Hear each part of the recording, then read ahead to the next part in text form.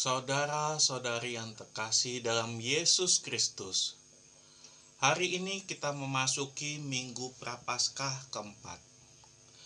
Minggu Prapaskah keempat juga dinamai Minggu Lautare atau Minggu Sukacita. Maka, warna liturgi yang diharapkan adalah pakaian liturgi yang berwarna merah muda. Kenapa kita bersuka cita? Kenapa dikatakan Minggu Lautare? Karena pada minggu keempat ini, keselamatan dan terang itu semakin dekat, yakni Kristus Tuhan yang akan mempersembahkan dirinya di kayu salib. Dan ketika kita memandang salib, kita memandang keselamatan, memandang sukacita. Itulah bukti cinta Tuhan yang menganugerahkan putranya yang tunggal untuk menebus dosa-dosa kita.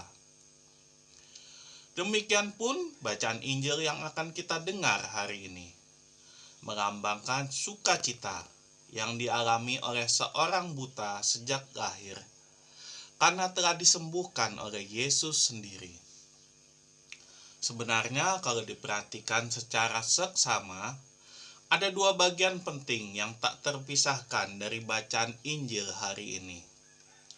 Pertama, Yesus menyembuhkan orang buta. Dan yang kedua, Yesus menyembuhkan di hari Sabat. Kita semua tahu, sebelum Yesus menyembuhkan orang buta, banyak sekali mujizat yang dilakukan Tuhan Yesus. Kita juga tahu bahwa Yesus adalah orang Yahudi. Dia tahu segala macam hukum Yahudi, termasuk harus mengindahkan atau menghormati hari Sabat. Dan Yesus pasti juga tahu, hari Sabat bagi orang Yahudi adalah hari untuk beristirahat. Tetapi kenapa Yesus malah menyembuhkan orang buta di hari Sabat? Kenapa tidak menunggu besok saja untuk menyembuhkan? Toh, sakit buta bukanlah sakit krusial yang mengancam nyawa, yang harus segera disembuhkan. Kenapa Yesus tidak bersabar saja dan menunggu besok? Kenapa harus menyembuhkan sekarang? Sedangkan Yesus juga pasti tahu bahwa dia sedang diamati oleh orang-orang Farisi yang tidak suka padanya dan selalu mencari kesalahan-kesalahan yang ada padanya. Yesus melakukan itu semua semata-mata bukan karena ingin melawan hukum Taurat, tapi karena ingin mengenapinya dan ingin menyempurnakan hukum itu dengan hukum cinta kasih.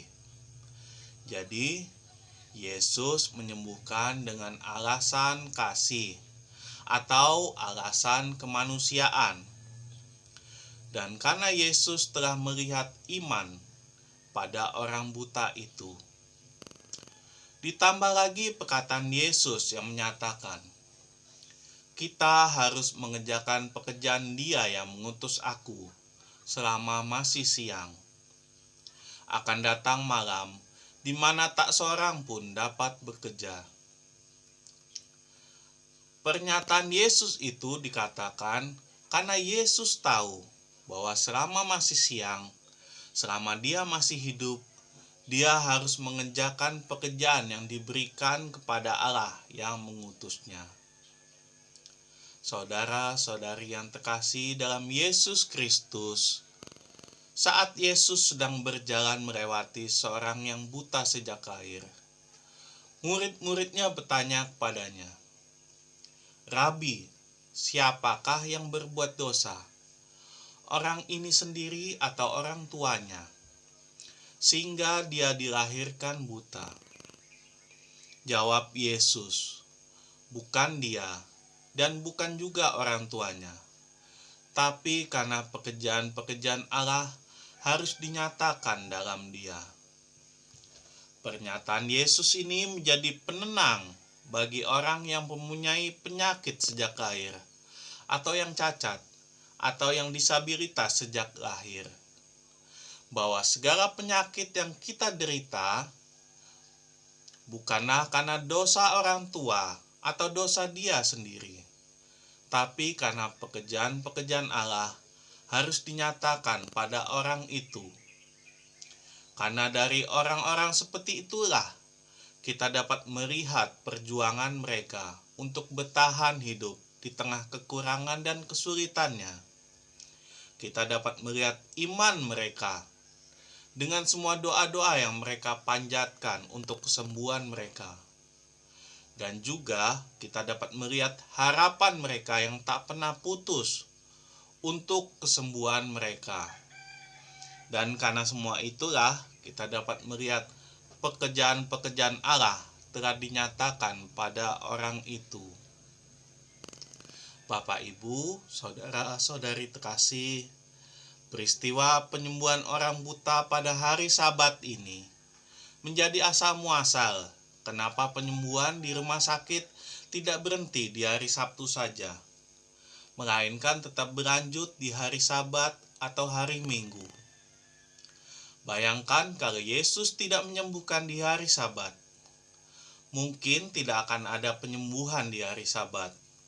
Mungkin tidak boleh ada orang sakit di hari Minggu. Orang yang kritis karena penyakitnya harus menunggu sampai hari Senin untuk mendapatkan perawatan dan pengobatan. Dan karena tindakan Yesus, sistem pengobatan dan penyembuhan di dunia berubah ke arah yang lebih baik. Dan seharusnya kita berbangga dan bersyukur atas sikap Yesus itu. Karena makin banyak orang dapat diselamatkan, makin banyak orang disembuhkan. Saudara-saudari yang terkasih dalam Yesus Kristus, sama seperti orang buta itu, kita pun di sini kadang buta, bukan karena buta fisik, tapi buta hati. Buta karena harta, iri, dengki, serakah, dan dosa-dosa lainnya. Dan seperti bacaan Injil hari ini, kita diminta tidak kehilangan harapan. Kita diminta untuk selalu datang, dan kita diminta untuk selalu percaya kepada Tuhan dan selalu mengimaninya. Agar kita yang buta karena mata kita yang tertutup oleh dosa, kekurangan dan kelemahan kita dapat disembuhkan dan diberkati oleh Allah. Maka marilah saudara-saudari yang terkasih, di Minggu Prapaskah 4 ini, Minggu Sukacita ini, sama seperti orang buta yang disembuhkan. Marilah kita bersama menyatakan sukacita kita, karena kita telah disembuhkan. Kita telah diselamatkan, karena Yesus telah menebus dosa-dosa kita. Marilah kita bersukacita, karena Yesuslah yang akan menyelamatkan kita nanti. Marilah kita hening sejenak, marilah kita merenung.